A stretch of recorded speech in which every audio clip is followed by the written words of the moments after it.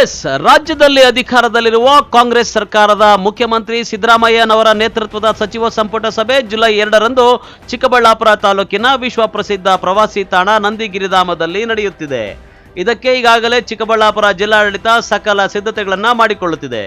ಈಗಾಗಲೇ ಜಿಲ್ಲಾಡಳಿತದ ಅಧಿಕಾರಿಗಳು ನಂದಿಗಿರಿಧಾಮದಲ್ಲಿ ಬೀಡು ಬಿಟ್ಟಿದ್ದಾರೆ. ಜೂನ್ 19ರಂದು ನಡೆಯಬೇಕಿದ್ದ ಸಚಿವ ಸಂಪುಟ ಸಭೆ ಹಲವು ಕಾರಣಗಳಿಂದ ಸರ್ಕಾರ ಸ್ಥಳಾಂತರದ ಆದೇಶ ಹೊರಡಿಸಿತ್ತು. ನಂತರ ರಾಜ್ಯ ಸರ್ಕಾರ ಜುಲೈ 2ರಂದು ನಂದಿಗಿರಿಧಾಮದಲ್ಲೇ ಸಚಿವ ಸಂಪುಟ ಸಭೆ ನಡೆಸುವುದಾಗಿ ಆದೇಶ ಹೊರಡಿಸಿದ ಮೇಲೆ ಈಗ ಜಿಲ್ಲಾಡಳಿತದಿಂದ ತಯಾರಿಗಳು ಮತ್ತೆ ಜೋರಾಗಿ ನಡೆಯುತ್ತಿವೆ. ಸರ್ಕಾರದ ನಿರ್ದೇಶನದಂತೆ ಜುಲೈ 2ನೇ ತಾರೀಕು ರಾಜ್ಯ ಸಚಿವ ಸಂಪುಟ ಸಭೆಯನ್ನು ಚಿಕ್ಕಬಳ್ಳಾಪುರ ನಂದಿಗಿರಿಧಾಮದಲ್ಲಿ ಆಯೋಜನೆ ಮಾಡಲಿಕ್ಕೆ ಸೂಚನೆ ಬಂದಿದೆ. ಹಾಗಾಗಿ ಮತ್ತೆ ಎಲ್ಲ ಅಗತ್ಯ ಸಿದ್ಧತಾ ಕ್ರಮಗಳನ್ನು ನಂದಿ ಬೆಟ್ಟದ ಮೇಲೆ ಮಾಡ್ಕೊಳ್ತೀವಿ. ಈಗಾಗಲೇ ಸಿದ್ಧತೆಗಳಾಗಿತ್ತು. ಹಾಗಾಗಿ ಜುಲೈ 2ನೇ ತಾರೀಕು ಆಗಿರೋದ್ರಿಂದ ಮತ್ತೊಮ್ಮೆ ಏನು ಆದೇಶಗಳನ್ನು ಮಾಡಬೇಕು ಆ ಎಲ್ಲ ಆದೇಶಗಳನ್ನು ಮಾಡ್ಕೊಳ್ತಕ್ಕಂಥದ್ದು, ಸಿದ್ಧತೆಗಳನ್ನು ಕೈಗೊಳ್ತಕ್ಕಂಥದ್ದು, ಪಾರ್ಕಿಂಗ್ ವ್ಯವಸ್ಥೆ, ಊಟದ ವ್ಯವಸ್ಥೆ, ಬಂದಂಥ ಗಣ್ಯಮಾನ್ಯರನ್ನು ವಾಸ್ತವ್ಯ ಮಾಡ್ತಕ್ಕಂಥ ಒಂದು ವ್ಯವಸ್ಥೆ ಮತ್ತು ಅಧಿಕಾರಿಗಳನ್ನು ನೇಮಿಸಿ ಗಣ್ಯರಿಗೆ ಸಂಪರ್ಕ ಅಧಿಕಾರಿಗಳನ್ನು ನೇಮಕಾತಿಯನ್ನು ಮಾಡ್ಕೊಳ್ತಕ್ಕಂಥದ್ದು, ಸೂಕ್ತ ಭದ್ರತಾ ವ್ಯವಸ್ಥೆಯನ್ನು ಕಲ್ಪಿಸ್ತಕ್ಕಂಥ ವ್ಯವಸ್ಥೆ, ಹೀಗೆ ಸಕಲ ರೀತಿಯ ಒಂದು ವ್ಯವಸ್ಥೆಗಳನ್ನು ರಾಜ್ಯ ಸಚಿವ ಸಂಪುಟ ಸಭೆ ಯಶಸ್ವಿಯಾಗಲಿಕ್ಕೆ ಜಿಲ್ಲಾಡಳಿತದ ವತಿಯಿಂದ ಏನೆಲ್ಲ ಸಹಕಾರಗಳು ಕೊಡಬೇಕು ನಾವು ಮತ್ತು ಜೊತೆಗೆ ಸಿದ್ಧತೆಗಳನ್ನು ಕೈಗೊಳ್ಳಬೇಕು ಸರ್ಕಾರದ ನಿರ್ದೇಶನದಂತೆ ಆ ರೀತಿ ಎಲ್ಲ ರೀತಿಯ ಕ್ರಮಗಳನ್ನು ಕೈಗೊಳ್ಳುವುದರ ಮೂಲಕ ನಂದಿಗಿರಿಧಾಮದಲ್ಲಿ ನಡೀತಕ್ಕಂಥ ರಾಜ್ಯ ಸಚಿವ ಸಂಪುಟ ಸಭೆಯ ಒಂದು ಸಿದ್ಧತೆಗಳಿಗೆ ಜಿಲ್ಲಾಡಳಿತ ಎಲ್ಲ ರೀತಿಯ ಕ್ರಮಗಳನ್ನು ಕೈಗೊಳ್ಳುತ್ತೆ.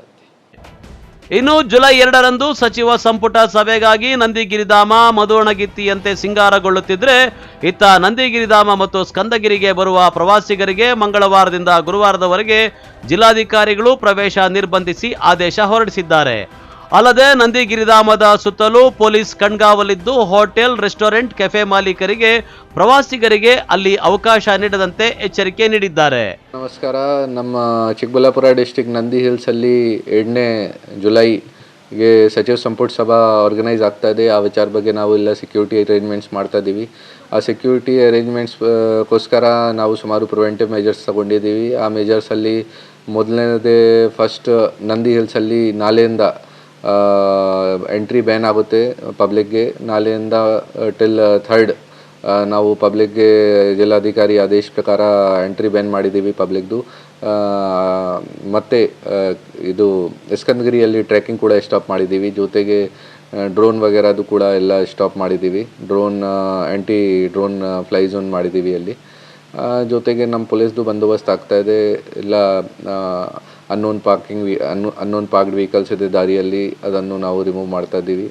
ಮತ್ತು ಬೇರೆ ಸೆಕ್ಯೂರಿಟಿ ಮೆಜರ್ಸ್ ತಗೊಳ್ತಾ ಇದ್ದೀವಿ. ನಾಳೆಯಿಂದ ಸ್ಟಾಫ್ ಡಿಪ್ಯೂಟ್ ಮಾಡ್ತೀವಿ ಎಲ್ಲ ಕಡೆ.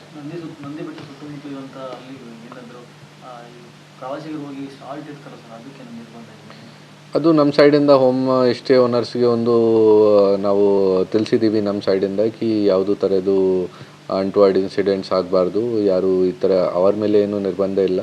ಬಟ್ ಬೇರೆ ಬೈ ಚಾನ್ಸ್ ಏನಾದರೂ ಆ್ಯಕ್ಟಿವಿಟಿ ಆಗುತ್ತೆ ತೋ ಫಸ್ಟ್ ನಾವು ಅವ್ರ ಮೇಲೆ ಆ್ಯಕ್ಷನ್ ತೊಗೊಳ್ತೀವಿ. ಈ ಥರ ಆಲ್ರೆಡಿ ತಿಳಿಸಿದ್ದೀವಿ ಹೋಮ್ ಸ್ಟೇ ಓನರ್ಸ್, ರೆಸಾರ್ಟ್ಸ್ದವ್ರಿಗೆ.